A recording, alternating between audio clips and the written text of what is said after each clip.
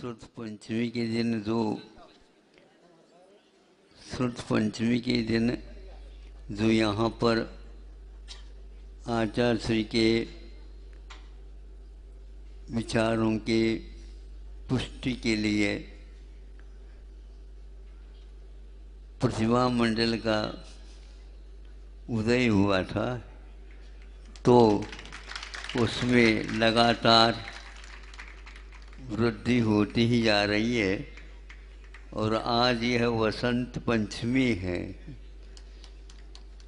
आया वसंत पाला उड़ंत कहावत है। सर्दी का अवसान होता जाता है और ग्रीष्मकाल का स्वागत होने से पूर्व में वसंत ऋतु का यह आना होता है। इसमें प्राय करके पंच कल्याणक मुहूर्त खुल जाते हैं।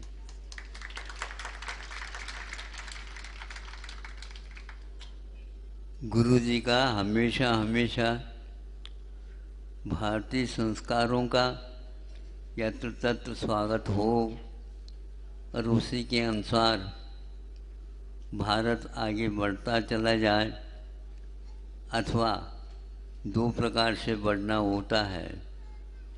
कभी कभी आगे बढ़ने की अपेक्षा से सेना को पीछे की ओर बढ़ना भी सिखाया जाता है।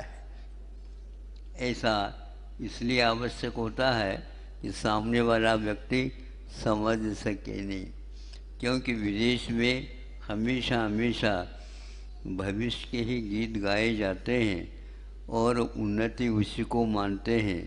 नहीं, अतीत के अनुसार भविष्य का भी निर्माण होना चाहिए। अकेला भविष्य हमारे लिए क्या उजाला दे सकता, कभी भी नहीं। तो इसका प्रारंभ भी यहीं पर हुआ था और होता ही जा रहा है और उसका फैलाव भी इतना हो रहा है। ये तो गुरु जी को समझना है, हमें कुछ समझना नहीं है। अभी क्या आवश्यकता है और वो योगदान उनका, संकेत उनके, ये सारा उनका सारा का सारा उन्हीं का है। हम मात्र एक उसका अनुकरण करें, अनुसरण करें और उनके संकेत के अनुसार ही अपने कदम भले ही धीमी गति से हो किंतु मजबूती के साथ हो। आज भारतीय शिक्षा और चिकित्सा के विषय में काफ़ी ऊहापोह हो रहा है और काफ़ी लोगों का ध्यान इस ओर आ रहा है। ज्ञान तो आता था लेकिन ध्यान आ रहा है और वह अन्यत्र कहीं भी ध्यान मिलता नहीं है। उस ध्यान के लिए ज्ञान को संयत बनाना अनिवार्य होता है। हम ज्ञान को यदि संयत नहीं बनाते तो हमारा ध्यान, हमारा लक्ष्य, हमारे जो इरादे हैं वो कभी भी पूर्ण नहीं हो पाएंगे।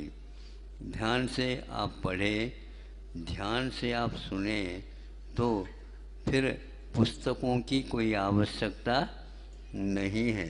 अभी आप लोग कहते हैं ना, अब हमें रास्ते की ज़रूरत नहीं है। हमने कहा रास्ता तो बहुत, जितने भी प्रशासन शासन आ रहे हैं वो बहुत ध्यान दे रहे हैं। काय के लिए? रास्ता बनाते जाओ, रास्ता बनाते जाओ। रास्ता तो बनाते जा रहे हैं लेकिन रास्ते पर चलने वाले के लिए कोई चिन्ह नहीं मिलता है, तो प्रश्न चिन्ह खड़ा हो जाता है। आज जितनी भी पढ़ाई है उन पढ़ाई के ऊपर प्रश्न चिन्ह लगते चले जा रहे हैं। ऐसे अवस्था में हमें ज्ञान से महत्वपूर्ण ध्यान की ओर देना है। ध्यान वह है जो उस दर्पण में पूरा का पूरा हमें जो ज्ञेय है और वो ध्येय है। ज्ञेय का अर्थ जानने योग्य होता है। जो जानने योग्य होता है वो पाने योग्य होता है, ऐसा नहीं होता। लेकिन जो ध्येय होते हैं वो पाने योग्य भी होते हैं और ज्ञेय भी होते हैं। हमारे लिए बच्चों को ज्ञेय के साथ ध्येय की ओर बढ़ने का उपक्रम बनाना यह प्राचीन भारत का लक्ष्य रहा है, किंतु बीच में कुछ अतिरेक होने से अथवा प्रमाद होने से अथवा यूँ कहो कर्म के वेग इस प्रकार आने से भारत को बहुत लंबा विषय समय का एक ठोकर लग गया। और ठोकर लग गया तो एकदम वो ठीक नहीं हो पाता। ठोकर को ठीक करने के लिए वो भीतर से उसको सेक अधिक देना पड़ता है, उसको गर्म करना पड़ता है।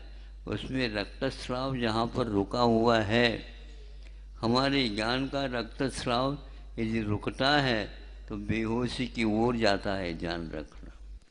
जो ही जहाँ कहीं भी शरीर के अंग उपांगों में जहाँ रुक जाता है रक्तस्राव, रक्त का स्राव नहीं, रक्त का स्राव तो रुकना चाहिए, रक्त का संचार जो है वह बढ़ता रहना चाहिए। ज़्यादा भी संचार होता है ठीक नहीं माना जाता, ज़्यादा धीमी से चलता है वो भी ठीक नहीं माना जाता। इस प्रकार या आप भले ही सो जाएं, लेकिन फिर भी रक्त संचार ठीक होने से आपकी निद्रा सुखद होती है। आपकी निद्रा में अच्छे स्वप्न भी आते हैं। इन स्वप्नों की बड़ी अध्ययन करने की आवश्यकता पड़ती है और शुभ चिन्ह भी माना जाता है। लेकिन जिस निद्रा में बेहोशी रहती है उसका जीवन भी बेहोश में ही भविष्य में रहने की संभावना रहती है। 20-20 वर्ष भी यदि मान लो बेहोशी में रह रहे हैं, भोजन पानी आदि कर रहे हैं, लेकिन उससे कोई प्रयोजन सिद्ध नहीं होता है। इसीलिए हमारा ज्ञान सही काम करता है तो अवश्य ही वहाँ पर कहना पड़ेगा ध्यान को ध्यान का स्वागत किया जा रहा है अथवा ध्यान की ओर भी ध्यान लक्ष्य है। तो अपने यहाँ ध्यान आते ही ये अपने आप ही अपना विषय बन जाता है। वो विषय बन जाने का मतलब अपने जीवन में ही आ जाता है। तो बच्चों को पहले मुखाग्र करने का जो पाठ दिया जाता था उसका यही ध्येय था। जो ही विदेशी पद्धति शिक्षा की आ गई तो मुखाग्र करने की कोई आवश्यकता नहीं। तो मुखाग्र करने की आवश्यकता नहीं है तो ज्ञेय को वह विषय बना ही नहीं सकता, क्योंकि एक श्लोक देते हैं तो वह श्लोक मुखाग्र होने के उपरांत उसके लिए जो एक एक चरण की व्याख्या की गई है वो पूरा का पूरा उसके दिमाग में आ जाता है। दिमाग में आ जाने के उपरांत वह ये मुखाग्र अच्छे ढंग से कर ले तो किताब पढ़ने की कोई आवश्यकता नहीं होती है।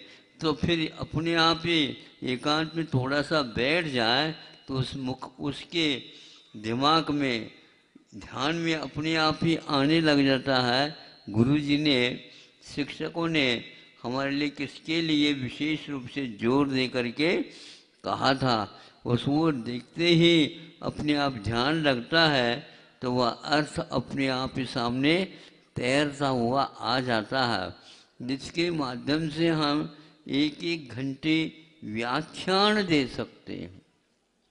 एक एक घंटे व्याख्यान दे सकते हैं तो वो जिसके ऊपर हमने घंटों का ध्यान लगाया वह प्रवचन के रूप में प्रवाह के रूप में आ जाता है।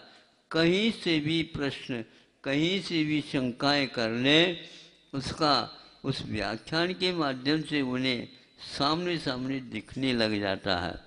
इसलिए प्रतिभा संपन्न विद्यार्थियों को और विशेष कहा जाता है कि तुम कानों को तो इधर रखो, आंखें बंद कर दो बेटा।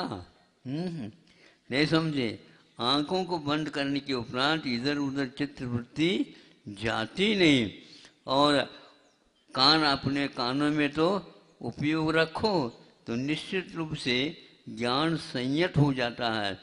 दो इंद्रियां ऐसी हैं जो हमारा ध्यान बट करके बाहर की ओर वस्तुओं के साथ संबंध रखते हैं, वह आँख और कान, ये दो हैं। ये दो कान बहुत अच्छा है, लेकिन ये कान सुन करके ये कान से बंद कर देना चाहिए ताकि संग्रहित हो सके।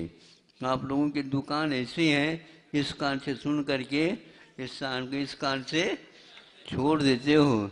दुकानदार ऐसा नहीं होते, ध्यान से सुनते हैं, ग्राहक की वृत्ति क्या है अध्ययन करते हैं, कहाँ से आए पता नहीं, अपने आप ही मालूम पड़ जाता दुकानदारों को, नहीं समझे, उसके माध्यम से ग्राहकों को दे देते हैं। तो वह भी ढूंढता ढूंढता आता है, नहीं समझे, क्योंकि एक भाव रखा है।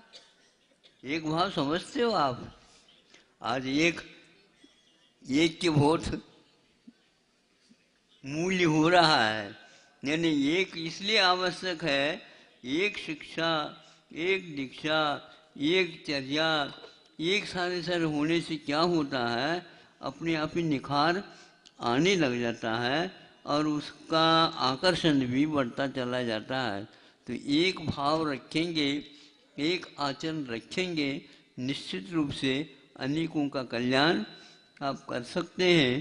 तो आज इस प्रकार बहुत पहले जिनको प्रवेश लेना था, लेकिन हम प्रवेश के लिए आग्रह ज़्यादा नहीं करते, नहीं समझे, हमारा माल ही बताता रहता है नहीं समझे। हाँ, यदि बढ़िया माल हो, बढ़िया चर्या हो, बढ़िया शिक्षा दीक्षा हो, तो वहाँ निश्चित रूप से अपना प्रभाव डाले बिना नहीं रहता। हीरा तो कहीं भी रखो, वो अपने पहलुओं के माध्यम से चारों दिशा में अपना मूल्य बताता रहता है। वह कभी बताता भी नहीं है, लेकिन सब लोग जो भाव अब बता दो, नहीं समझे, हमें तो माल खरीदना है, हमें माल खरीदना है, धन नहीं खरीदना। धन में तो प्रतिशत होता है और माल में 60% होता है। और यूँ कहना चाहिए गुणित क्रम से वह माल, तो हीरे के पास क्या कीमत है, क्या मूल्य है, बताने की आवश्यकता नहीं। हीरा अपने आप ही बताता जाएगा, वो रुकेगा ही नहीं। खरीदने वाला भी मालो माल हो जाता है और खरीद जो हाँ मालिक जो है स्वामी, वह भी मालो माल हो जाता है। और एकाध बार कहीं एक साल में या 10-15 साल में भी एक ग्राहक आता है, तो वह दुनिया में विज्ञापन अपने आप ही हो जाता है। ज्ञापन का इतना महत्व नहीं होता है, किंतु उसका अपने आप में जो महत्व है वह है। तो ज्ञान में कितने पहलू हैं, ये हम ध्यान से ही उन पहलुओं को बना सकते हैं और उनको उद्घाटित कर सकते हैं।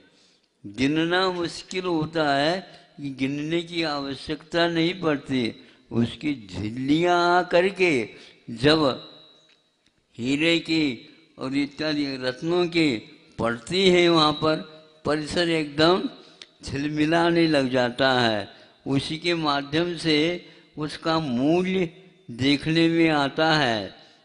यदि मान लो कोई भी कहीं भी वह नग पहन रखा हो, तो पूरे एक प्रकार से मुख ही उसका, बोलो क्या होता है, हाँ अपने आप ही हाँ झलकने लग जाता है। तो उसके माध्यम से उसका मूल्य क्या है, अपने आप ही मौलिकता उसकी सामने आ जाती है। इसी प्रकार आप लोग धर्म की प्रभावना अर्थ विशेष जो बातें हैं उसकी कोई आवश्यकता नहीं है। सामान्य रूप से इसको स्वीकार कर लो कि अपने आचरण में और अपने सिद्धांत में, आस्था में बरकरार अपने को एक रखना चाहिए और वह यदि अपने पास है तो पढ़ने की ज़्यादा आवश्यकता पड़ती ही नहीं, वो झलकता रहता है और उसका मूल्य और सामने आता जाता है।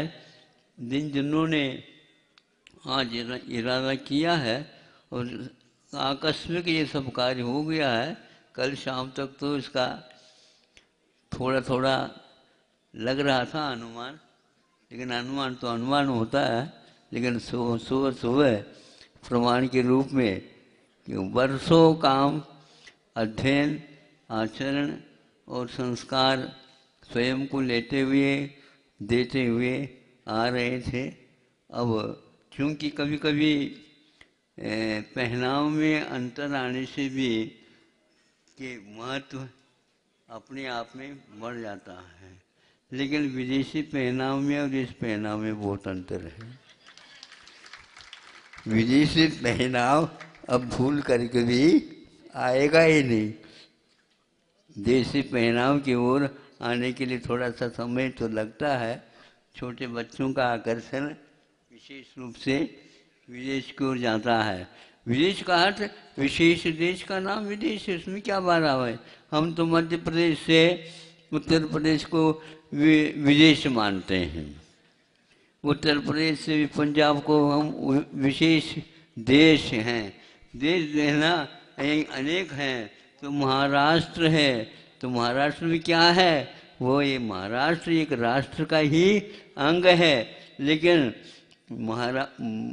राष्ट्र का महत्व बढ़ाने के लिए विशेष रूप से महाराष्ट्र का ये राष्ट्र एक राष्ट्र है, वहाँ 100 राष्ट्र भी है। हाँ, तो ये सब अध्ययन करने योग्य है। कोई भी संसार में ऐसा नहीं 100 राष्ट्र मिल करके एक राष्ट्र का अंग बन जाए, ऐसा है यहाँ पर।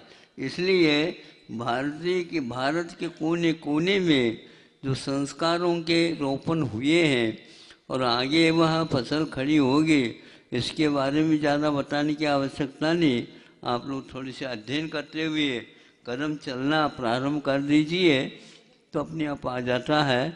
अब जिस उद्देश्य को लेकर के उन्होंने प्रतिभा मंडल में प्रवेश किया है, उनका लक्ष्य अच्छा हो, पूर्ण हो और आगे उनसे और भी व्यक्ति तैयार हो जाए। यहाँ पर अकेले नहीं हम भर्ती करते हैं, पहले वे संकल्प उनका है क्या नहीं पूछताछ करते हैं। जैसे ही हमने प्रवेश किया उसी प्रकार और भी व्यक्ति प्रवेश आते रहेंगे। वो तो हाँ, कभी सेल्समैन अच्छा खड़ा हो जाता है ना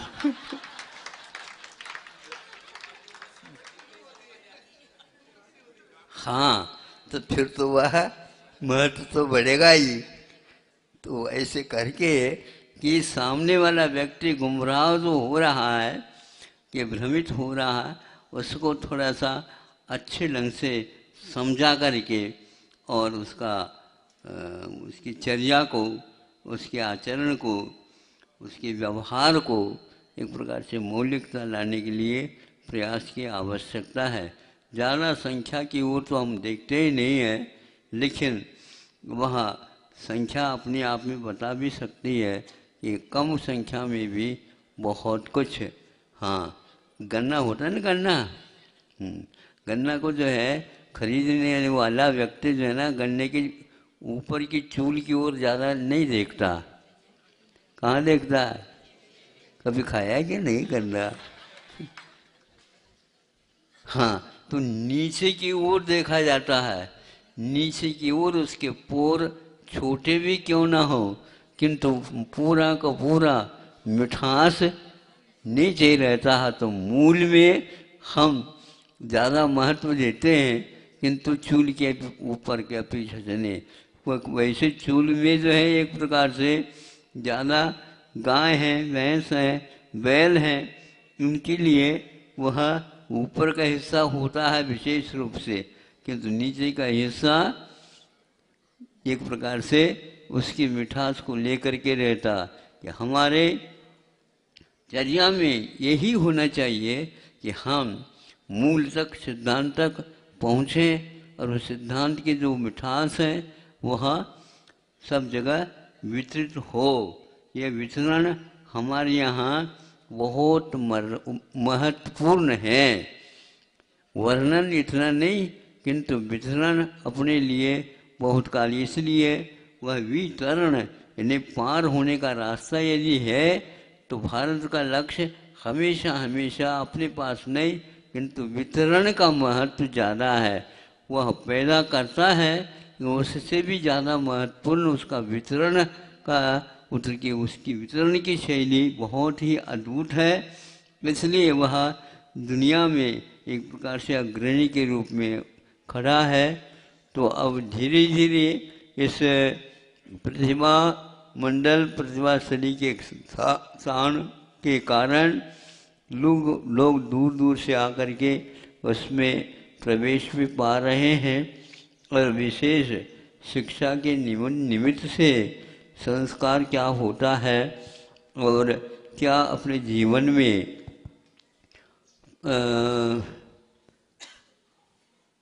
अपने को प्राप्त करना है, उपलब्धि करना है, इसके संस्कार ये विशेष रूप से सदस्य लोग पढ़ा रहे हैं। और इनका यहाँ शिक्षण यहाँ पर उनको कुछ नहीं मिलता है, किंतु संस्कार मिलते हैं और लक्ष्य बनाया जाता है और छात्राओं को यहाँ पर उनसे संस्कारित किए जाते हैं। और पहले मैं सोचता था कि कौन छात्रा छोटे छोटे कहाँ से आएंगे, कौन इनको पढ़ाएगा, सारे आज तो विशेष रूप से क्या होगा।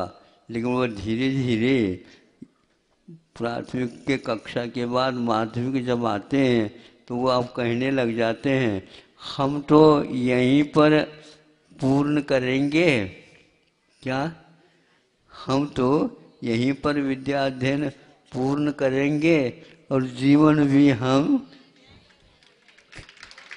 पूर्ण करेंगे।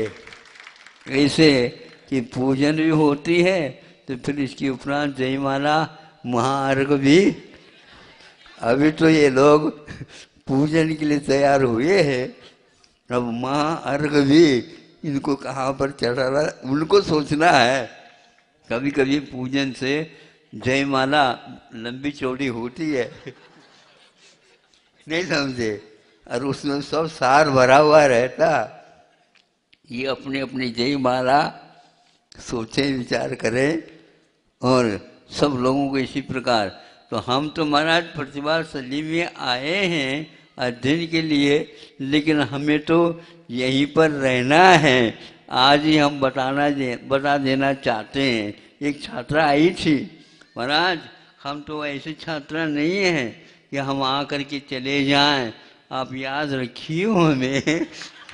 ऐसे कहा उसने कि हम आए हैं और यहीं के लिए आए हैं, आपको भर्ती कराना है तो कराओ, लेकिन हमें तो यहाँ से जाना है ही नहीं है, हम जाने के लिए थोड़ी आएंगे। हमने कहा ऐसे ग्राहक आ जाए तो प्रतिभाशाली तो खूब दिन दुगुनी और रात चौगुनी बढ़ेगी। हमारा कोई भी विशेष श्रम अपेक्षित नहीं है, हम तो बैठे बैठे आशीर्वाद देते रहते हैं। ये लोग कहते हैं आप ये सब कर रहे हैं, हाँ वो कह देते हम भी। कौन कर रहा है ये तो भगवान जानते ही है। हमें यही से प्रारंभ हुआ है, प्रतिभाशाली का उदय यहीं से हुआ है। गुरु जी का महापुण्य तिथि थी और श्रुत पंचमी भी आई थी और आज भी भर्तीकरण हो रहे हैं। अब इतना ध्यान में रखना है कि जो व्यक्ति घर में एक एक दो दो व्यक्ति के रूप में रहते थे, अब यहाँ पर माँ संबंध रहे हैं।